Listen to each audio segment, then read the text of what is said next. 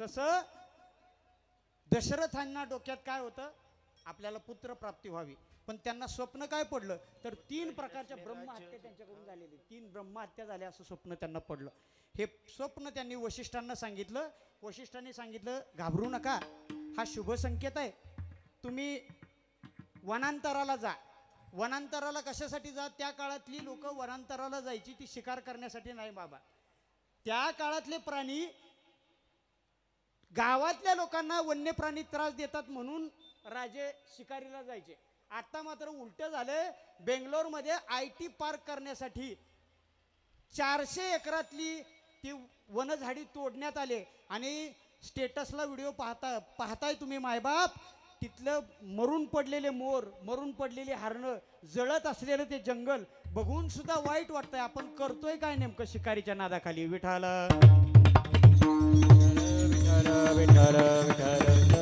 म्हणजे आपण आपली डेव्हलपमेंट करतोय खरंय, पण त्या प्राण्यांचं नुकसान करतोय मायबाप. आणि ज्ञानोबरायाने आपल्याला संदेश दिला, भूता परस्परे जडो मैत्र जीवांचे. कधी ऐकायचो आपण?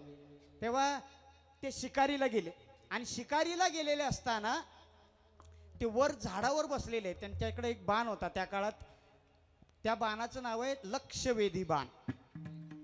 ते बाण रोखून बसलेले आहेत आणि बाण रोखून बसलेले असताना बुडबुड बुडबुड असा आवाज आला आणि त्यांनी लक्षवेधी बाण भेदला आणि तो बाण जाऊन ज्याला लागला त्याचं नाव आहे श्रावण. विठ्ठल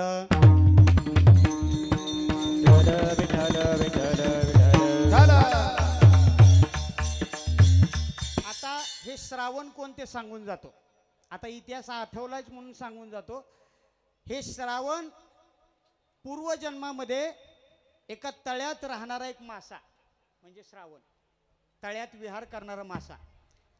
ते तळं आटायला लागलं आणि त्याच्यावर प्रेम करणारे एक जलचर पक्षी होते, 2 पक्षी होते, नवरा बायको होते आणि त्याच्यावर ते प्रेम करत होते. तो मासा जसा तडफडून मेलेला पाहिला तसे ते पक्षीही तडफडून मेले आणि नंतरच्या पुढच्या जन्मामध्ये तो मासा श्रावण बाळ झाला आणि ते पक्षी या बाळाचे आई वडील झाले. विठ्ठल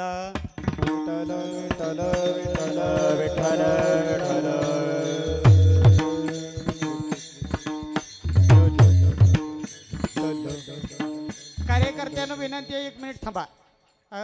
सर्वाला विनंती आहे, थोडं पुढं सरून बसा. ऊन वाढायला लागलेलं आहे, पाठीमागच्या लोकांना थोडा उन्हाचा त्रास होऊ नये अशा पद्धतीनं आपण पुढं सरून बसा. फक्त आपण थोडा दंगा होऊन देऊ नका.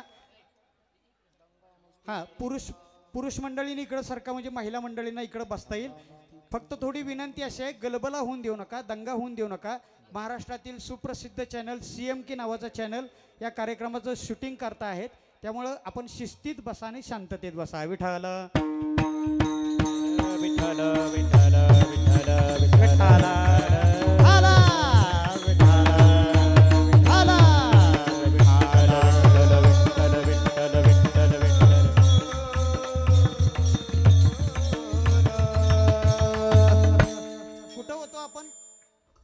कीर्तनात. हा, श्रावणाला तो बाण लागला आणि बाण लागल्याबरोबर आई असा आवाज आला आणि आवाज आल्याबरोबर दशरथांच्या लक्षात आलं की बाण श्वापदाला लागण्याऐवजी कोणातरी मनुष्याला लागला.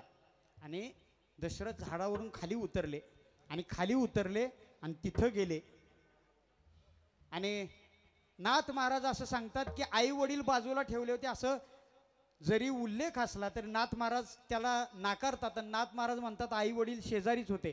आई वडिलांनी शाप दिला, अरे पुत्र शोक करत आम्हाला मरावं लागतंय, तसाच तू पुत्र शोक करत मरशील. विठ्ठल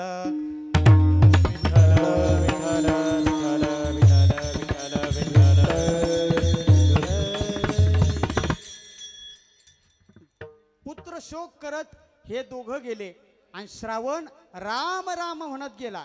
लक्षपूर्वक ऐका, राम राम म्हणत श्रावण गेले आणि राम राम ऐकत दशरथ तिथे उभे आहेत. राम राम म्हणत एक मुक्त झाला आणि राम राम म्हणत ऐकत ऐकत एक पापातीत झाला. विठ्ठल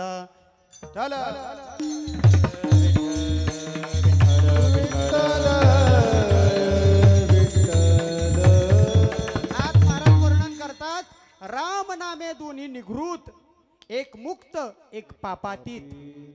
तेव्हा दशरथांना शाप मिळाला, पण गंमत अशी आहे मायबाप, काही लोकांना काही शब्द चांगले असतात, वाईट जरी असले तरी चांगले असतात.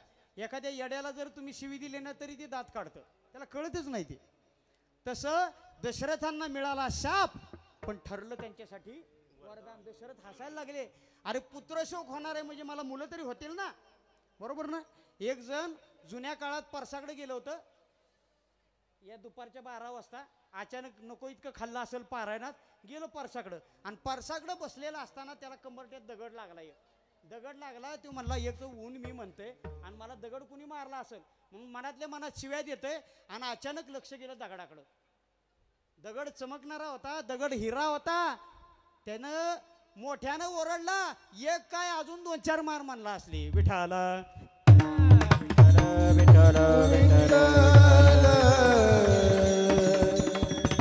तसं दशरथांना असं वाटलं, असले 2-4 शब्द अजून कानावर पडले असते तरी बरं झालं असतं, आता मला पुत्र तर होईल, पुत्र व्हायला काय हरकत नाही. म्हणून माघारी आले, वशिष्ठांना ते सांगितलं.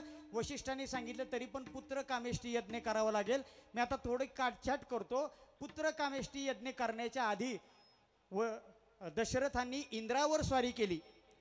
वक्र असणारा शुक्र त्यानं ढग अडवून ठेवले होते, पाऊस पडत नव्हता, दुष्काळ पडला, आणि दुष्काळ पडलाय म्हणून इंद्रावर स्वारी केली कुणी, दशरथांनी. आणि त्या स्वारीमध्ये मदत कुणी केली असेल, स्त्रिया फार पराक्रमी असतात, स्त्रियांच्याकडे फार मोठी ताकद असते. कुणी मदत केली असेल तर तिचं नाव कैकई. कैकईनं फार मोठी मदत केली, आणि मग दिग्विजय होऊन इंद्राकडून ते माघारी आले, आणि पुन्हा पुत्र कामेष्टी यज्ञ केला. आणि पुत्र कामेष्टी यज्ञासाठी कुणाला आणलं, शृंग ऋषींना आणलं. शृंग ऋषींना पुत्र कामेष्टी यज्ञासाठी आणलं, आणि 3 ऋषींचा संगम झाला. एक वशिष्ठ, दुसरे शृंग ऋषी, आणि तिसरे आणखीन एक ऋषी आणण्यात आले, आणि त्रिवेणी संगमातून पुत्र कामेष्टी यज्ञ करण्यात आला. विठाला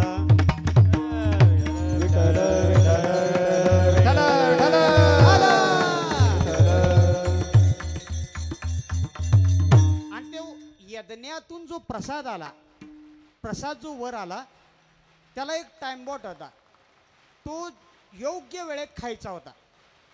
लक्षपूर्वक ऐका बरं का, तो अत्यंत कमी वेळेमध्ये सेवन करायचा होता. पण गंमत आपली अशी असते, चांगली कामं आपण लांबणीवर टाकतो आणि वाईट कामं आपण लगेच हातात घेतो. आणि एक सांगू तुम्हाला, चांगली कामं ज्या वेळेत मनात येतात त्यावेळेतच हातात घ्यायची, त्यावेळेतच करून मोकळं व्हायचं, नाहीतर चांगल्या कामात सुद्धा विघ्न आल्याशिवाय राहत नाही. विठ्ठल विठ्ठल विठ्ठल विठ्ठल. आणि विघ्न काय आलं सांगतो तुम्हाला. या 3 प्रकारच्या राण्या आहेत. या 3 राण्यांचं वर्णन भावार्थ रामायण फार सुंदर करतंय. भावार्थ रामायण सांगतं, विठ्ठल विठ्ठल विठ्ठल, जानूबाईच्या नावानं चांगले ठाला, ज्योतिबाच्या नावाने चांगले ठाला. विठ्ठल विठ्ठल विठ्ठल विठ्ठल